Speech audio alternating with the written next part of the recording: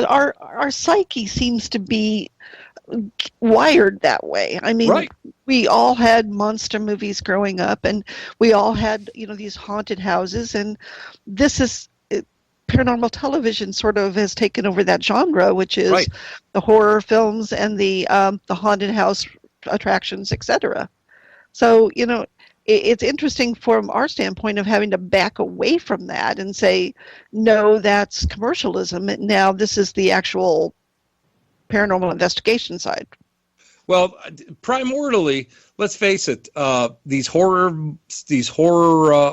tales and movies and that all harken back to morality stories, oral traditions that were told to kids around the campfires back when we were in that hunter-gatherer stage. You're protecting your breeding stock, basically, is what they were telling you, and how not to get eaten by a cave bear or something. So I think we're just, like you said, I think we're wired that way. I think we want to hear this stuff. I think it's sort of like the don't go out and go on a deserted road and make out because the guy with the hook is going to go and come and kill you.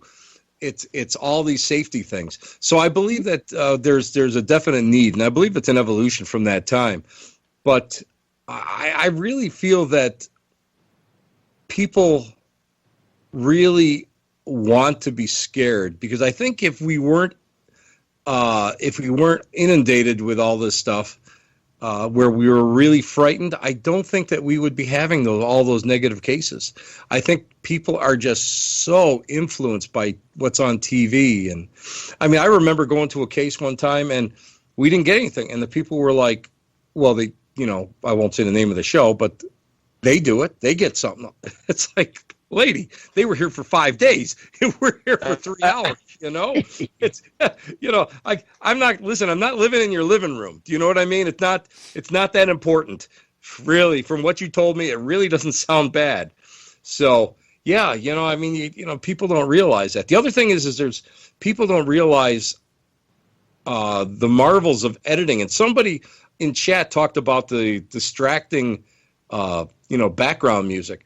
That background music is there for a reason. And that background music is there to build that suspense and make it into a production. And also don't always remember that production companies, sometimes they employ psychologists to go and, the team. And I have to admit, most of the shows that I've been on, the team it does not fake it. They not to my knowledge anyway. They don't fake anything, but they're put into situations that I believe that psychologists suggest in order to elicit the proper response that they want for TV. So you have to keep that in mind too. It's a psychological game that's played. So you got to be kind of careful with it all. Wow. Oh, very much so. I mean, people don't understand certain chords and certain tones in music will elicit an emotional response. Right. Right. Scent does that too. Yeah. But you can't funnel that through the television set. So the only thing they can do is visual and tones. And so, yeah, you get the shark music in Jaws, for example, was very well planned out. Right. Because it did raise the hackles on the back of your neck. Okay. Hell, I hear some country western ballads, and Henry walks in the room and I jump. You ain't right, Tim. Well, like I said, I've told you before, we had that terrifying experience of turning on the television set to world's most terrifying places, and Tim Shaw's face shows up. Yeah. That's terrifying all by itself. Let me tell you, that scares even me. I have another question from the chat room, and it's from Tabby Cat.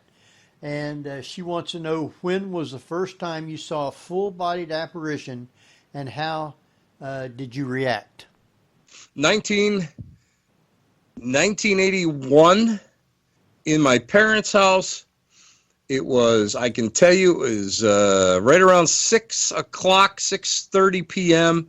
I was going to sleep because I was running a night crew, and a full-bodied apparition walked past the doorway of my bedroom. I said, "This is great. This is fantastic. I finally saw a full ghost. This is unbelievable."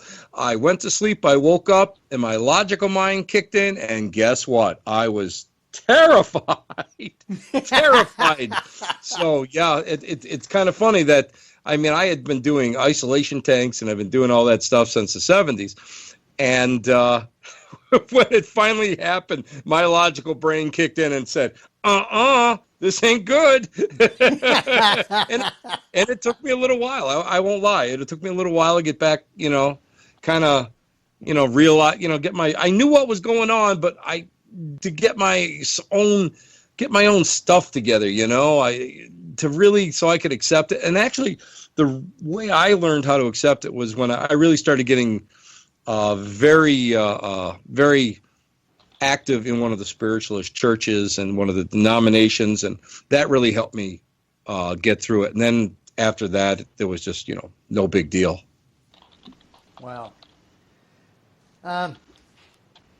What is the place that you would love to investigate that you have not investigated before? Oh, I don't even know. That's a hard question, Henry. That's a hard question. I've been to a lot of the big places. I'm just trying to think. You've done Queen gosh. Mary, I guess. You've been to the Queen Mary? I've been to the Queen Mary, yeah. Okay. Linda Vista? Well, that's gone now. I'll be honest with you, I love the Queen Mary. And actually my great uncle actually went across to, in World War II, went to England on the Queen Mary. Oh. So it's a pretty neat, tie-in. So that was nice. But I never stayed overnight. That's the one thing I do wish I could have done. I would, a friend of mine got a chance to investigate the Winchester House. And I think I would really like that because of the fact that it did have such a spiritualist angle to it. They did seances in the house. So I would like to maybe have done that. I'd say that would be on the top of my bucket list. Not haunted. It's not haunted. What? Wait, what's Cece, that? come on, Cece. I have never. Don't burst my bubble, Cece. Don't do it. I didn't feel a thing in that place. I love the Tiffany glass. I love the weird architecture, but it's empty. Tim, are you aware of the Tim Hart House? I've heard of it. Yeah, I've heard of that. I've never, I took the tour before I found out the place was haunted, of course. I when I came out here, I did all this touristy stuff, and after I'd done it, I'm like, and I'd paid money to see them. Although I don't think that actually has money, but I can't get up there without through a bus. And I'd find out all of this cool stuff how haunted it is. I'm like, oh, it would have been nice to know in advance. There's also a hotel in Bisbee, Arizona, in which I spent the night. And then after that trip, I find out, I was looking up haunted places, like, well, the hotel in Bisbee, Arizona is really haunted. We're like, oh, nice. Now you tell me. Isn't that always the way, though, Jeff? I mean, I don't know how many times I've been in locations, and I used to say, oh, this is great. I mean, you're wandering around, and then you find out you find out everything, all this stuff is haunted, and you go, if I had only known. But yeah, that's all part of it. And just because you're sensitive doesn't mean that you're going to pick anything up either. Again, I think you have to be in the right mindset to really do it, unless something really wants to get your attention. But yeah, that's very true. Yeah. It's like I was on board. What was it? I was on board the USS Edson in Bay City, Michigan, and they said it's haunted. They have ghost hunts and stuff there. I got on board during the day, and it was like, And that night, it kicked up. I won't lie. I saw something. heard keys rattling all night long. I mean, there was a lot of stuff going on. And it wasn't until the next day they told me that an episode of The Twilight Zone was filmed there. One of the watchmen died in one of the rooms that I kind of was kind of going into from following whatever it was that was walking this hall. And I didn't ever realize, and I'm glad they didn't tell me at that time, because I think that the experience was one that was more pure. Gettysburg is the one where, I mean, every bed and breakfast that I've ever stayed in or any location, it's like, well, no, it's at the 1812 is, or the 1863 Inn is next to the Jenny Wade House. It's one of my favorite places to go and stay overnight. So I'm down there, and I asked some people that work there, tell me the truth. Is it haunted? No, nothing happens. Talk to my one friend who does tours down there. What do you think of them? No, it's not haunted. Excellent. I'll get a good night's sleep. Son of a pup. There was stuff walking around that room, stuff moving around. I'm like, finally I'm yelling, will you please shut up and let me go to sleep already? And a friend of mine, actually, he went down there, and he did an EVP session in his room like a couple months after I was there, and he got all sorts of EVPs. I'm going, yeah, well, I'm never going to listen to anybody to tell me that these places aren't haunted anymore. Well, the good news is, Tim, is that you can spend the night at the Winchester House, at least in the cottages on the grounds. Oh, that would be neat. Would be you neat. can do it.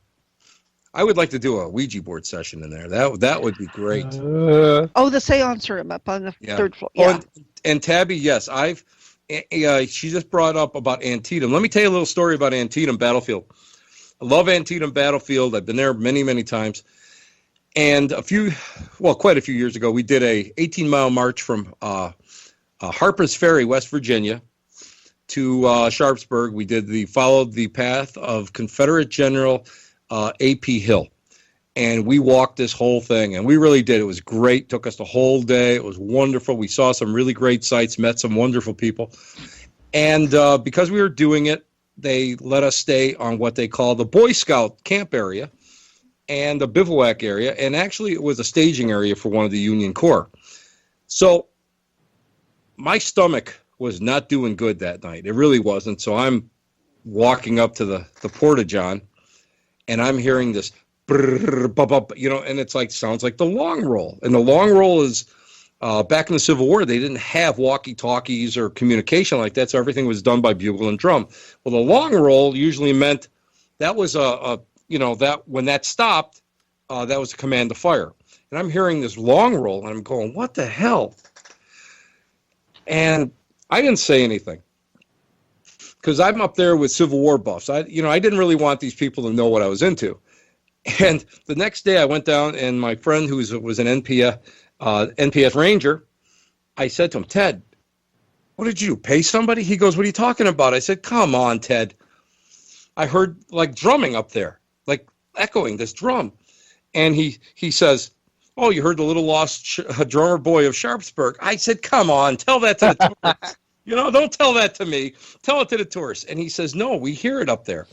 So I didn't say anything. There are 5 of us. We get in this van. We're driving out of Maryland. And the one guy looks at me and goes, did you hear that long roll last night? No. Well, what happened was we all heard the long roll, but we heard it at different times of the night.